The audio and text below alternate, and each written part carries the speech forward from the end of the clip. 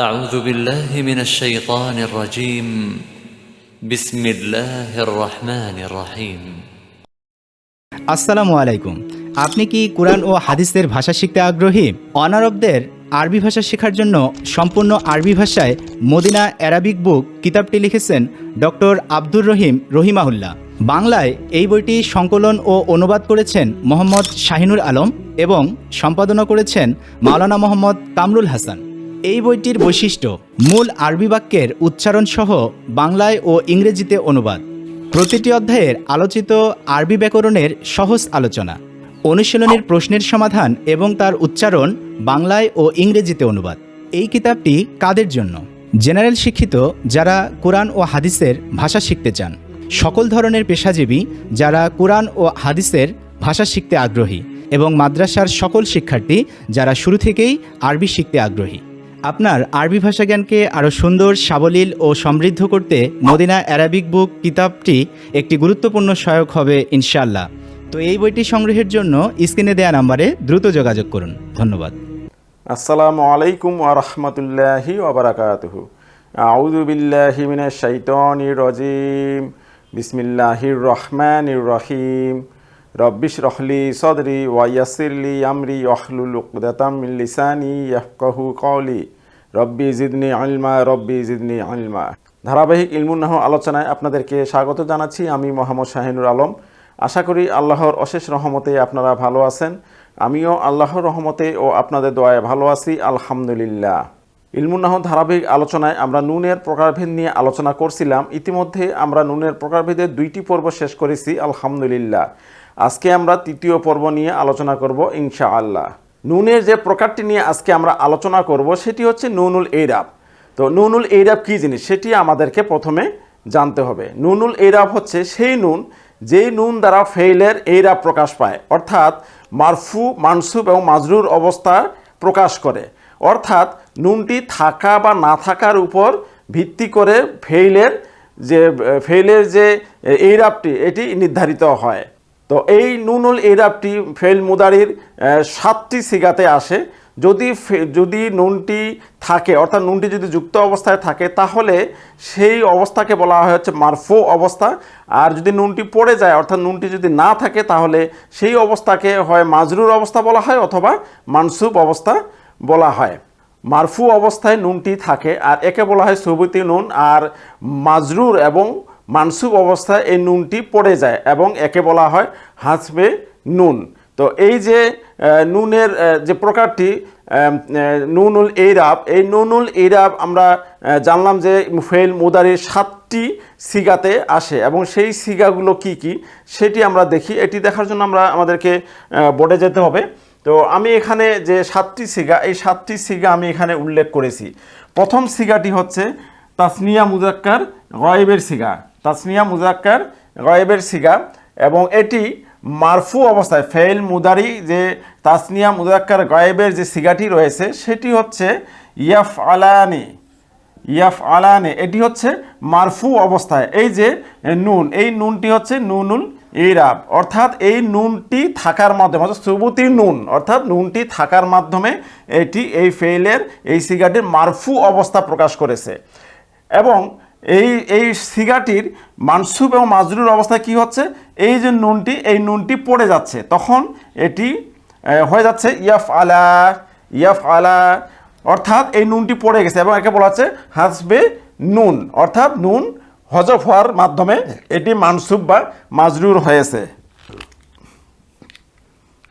এরপরে ফেইল মুদারি এর দ্বিতীয় যে সিগাটি রয়েছে সেটি হচ্ছে জামা মুজাক্কার গায়েবের সিগা। তো এটি যে সিগাটি সেটি হচ্ছে ইয়াফআলুনা, ইয়াফআলুনা। তো এই যে এখানে নুন রয়েছে, এই নুনটি থাকার মাধ্যমে এই সিগাটি মারফু অবস্থা প্রকাশ করেছে, অর্থাৎ এটি হচ্ছে সুবুতি নুন, অর্থাৎ নুনটি থাকা অবস্থায় মারফু অবস্থা প্রকাশ পেয়েছে। মানে এই নুনটি থাকা মানে বোঝানো হয়েছে যে এটি এই সিগাটি মারফু অবস্থায় রয়েছে। এবং এই সিগাটির মানসুব এবং মাজরুর অবস্থা কি? মানসুব এবং মাজরুর অবস্থা হচ্ছে এই যে নুন, এই নুনটি পড়ে যাবে, অর্থাৎ হজব হয়ে যাবে। তো এই যে এখানে চলে আসলো, এখানে ইয়াফআলু, ইয়াফআলু, অর্থাৎ নুনটি নেই। তো এই যে নুনটি পড়ে গেল, এই নুনটি পড়ে যাওয়ার মাধ্যমে কিন্তু এর ইরাবটি প্রকাশ পাচ্ছে মানসুব অথবা মাজরুর। এরপরে যে সিগাটি রয়েছে সেটি হচ্ছে তাসনিয়া মুয়ান্নাস গায়েবের সিগা, এবং সেটি কোনটি? সেটি হচ্ছে তাফআলানি। তাফআলানি অর্থাৎ এই যে নুন, এই নুনটি থাকার মাধ্যমে, অর্থাৎ সুবুতি নুন, এই নুনটি থাকার মাধ্যমে কিন্তু এই সিগাটির মারফু অবস্থা প্রকাশ পেয়েছে।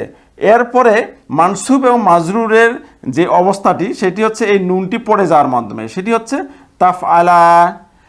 তো এরপরে যে সিগাটি রয়েছে সেটি হচ্ছে তাসনিয়া মুজাক্কার হাজিরের সিগা। তাসনিয়া মুজাক্কার হাজিরের সিগা সেটি হচ্ছে তাফআলানি।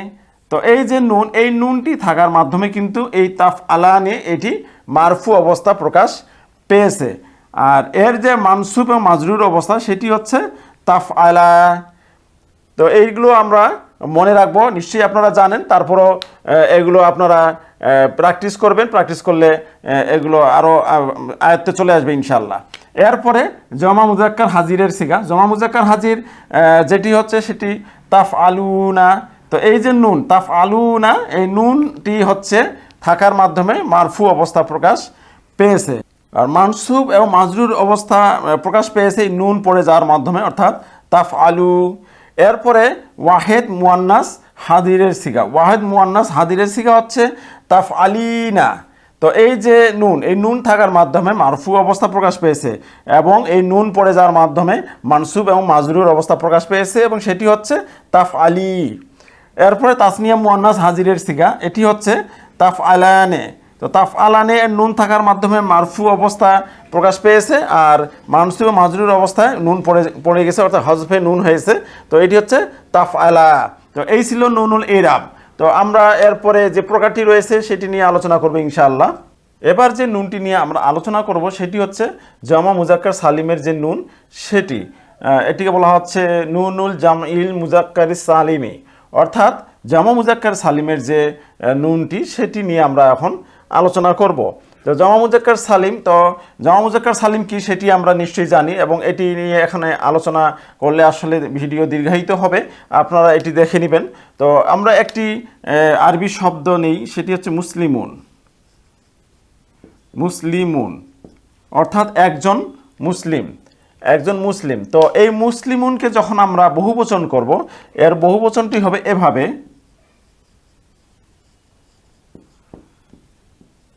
মুসলিমুনা। এটি হচ্ছে বহুবচন। তো এই বহুবচনটাকে বলা হয় হচ্ছে জামা মুজাক্কার সালিম। এই বহুবচনের কয়েকটি প্রকার রয়েছে, তার মধ্যে একটি প্রকার হচ্ছে জামা মুজাক্কার সালিম। তো এই জামা মুজাক্কার সালিম যখন করা হয় তখন শেষে একটি এই নুন নিয়ে আসা হয়, এই নুনটিকে বলা হচ্ছে জামা মুজাক্কার সালিমের নুন। অর্থাৎ মুসলিমুন থেকে, মুসলিমুন শব্দটি থেকে শেষে যজমলা ওয়াও এবং জবরওয়ালা নুন নিয়ে আসা হয়েছে। এই যে নুন, এই নুনটিকে বলা হচ্ছে যে জামা মুজাক্কার সালিমের নুন। তো এই নুনটি নিয়েই এখানে আলোচনা। তাহলে মুসলিমুন থেকে যে জামা মুজাক্কার সালিম হলো মুসলিমুনা, নুন নিয়ে আসার মাধ্যমে এই যে নুন, এই নুনটিকে বলা হচ্ছে জামা মুজাক্কার সালিম। তো আমরা তাহলে দেখব যে মারফু অবস্থায় কি হয়। মারফু অবস্থায় এটি এভাবে আসে, যজমলা ওয়াও এবং জবর আলা নুন। আর যখন মানসুব অবস্থায় আসে, মানসুব অবস্থায় যজমালা ইয়া এবং জবর আলা নুন আসে। আর এরপরে মাজরুর অবস্থা ঠিক একই। তো আমরা যদি উদাহরণ দিই, তো আমি এখানে উদাহরণ নিয়ে এসেছি, যা মুসলিমুনা অর্থাৎ মুসলমানরা বা মুসলিমরা এসেছে।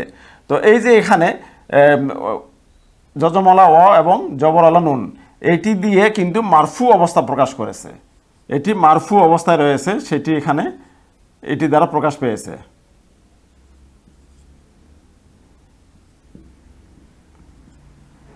তো এরপরে আমরা যখন বলতেছি যে পরের উদাহরণে রাআইতু মুসলিমিনা, অর্থাৎ এখানে আমরা দেখতেছি যে যজমালা ইয়া এবং জবরওয়ালা নুন দিয়ে এবং তার পূর্বে জের দিয়ে এখানে মানসুব অবস্থা প্রকাশ করেছে, এটি হচ্ছে মানসুব অবস্থা।